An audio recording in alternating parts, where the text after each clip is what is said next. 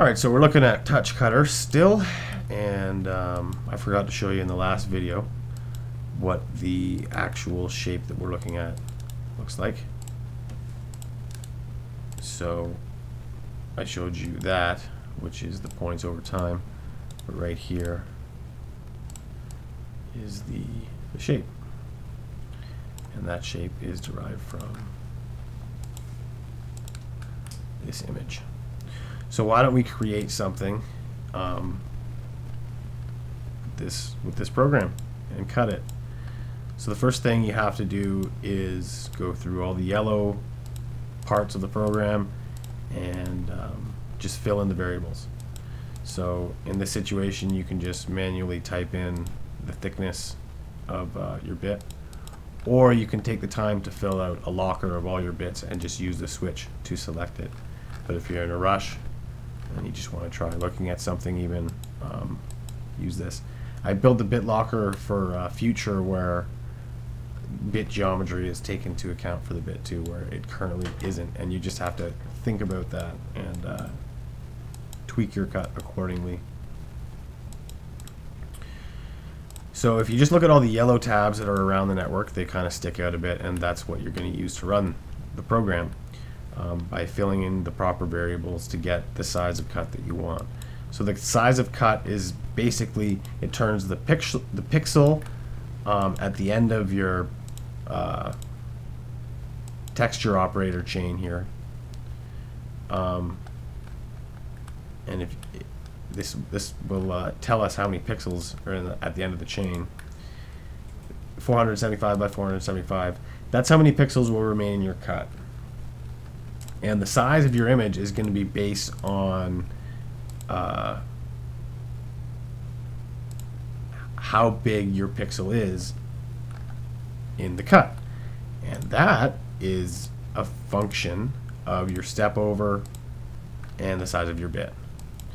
So, and your fine pixel size will regulate the size of your image, and your rough pixel size does not. Your rough pixel size does something else.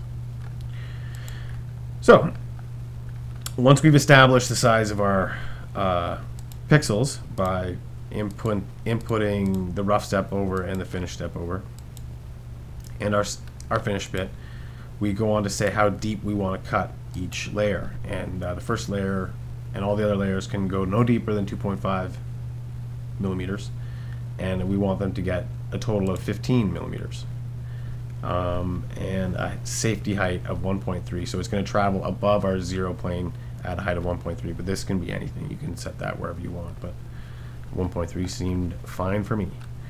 The other variables in here are just coefficients used in math to flip the file around here and there. The 3D variables define your material that you're going to be cutting and your machine. So the machine X, Y, and Z are the travel, and the waste is the wasteboard. And that's a look at the wasteboard, the machine X, Y, and Z with the plank on there and the cut on the plank. And this viewer is helpful for ensuring that your pixel size and the size of your cut is equal and well properly placed on your machine. You of course have to do that yourself in real life, but it's good to mock it up.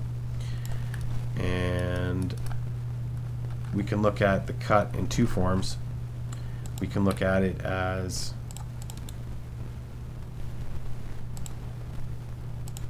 the entire cut, which is all the finishing passes and the roughing passes embedded on each other.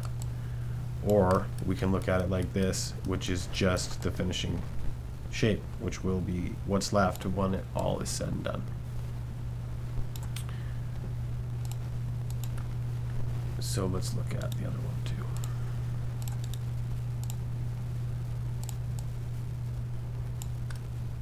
So this one shows how every time there's depth or travel downwards, it's many rows of the same travel to get to that deep pocket. so it slowly, gradually mills it out safely. And it's pretty conservative the way it's set up now, but you can totally change that.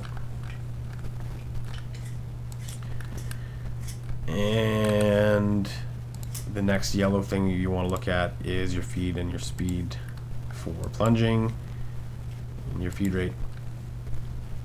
And yeah, so with all that put in and a little bit of good luck, you will have successful G-code simply by inputting an image at the start of this and saving the G-code out the back.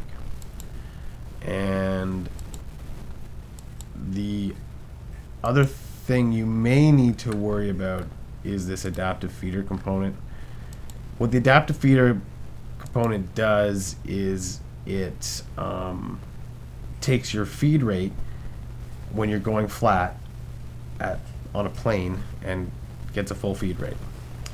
When you're going up and down, it sets your plunge rate. At any angle between, it shifts between your feed and your plunge rate accordingly. So at a 45-degree slope, you should be right in between the two, I believe. But I'm not totally sure. And sometimes I get different results depending on which shape goes in there and how the shape is oriented around the axes. So occasionally you may need to go in there and divide something by 1 or -1 or by half, or flip something over some axis mathematically. And it's possible to just switch it all back to the shape viewers, like in this form, and transform it in the 3D view and then back to the math and back to 3D and back to math. But it's also possible to just do all your transformations in either form. So sometimes that's what's going on. And just be aware of the adaptive feeder and take a look at it and make sure it makes sense. And you may want to bypass it and just put in straight feed rates, especially if you're just doing pocketing or whatever. But if you're doing 3D cutting, it's kind of cool to be able to put in adaptive feed rates, and I think it works pretty well.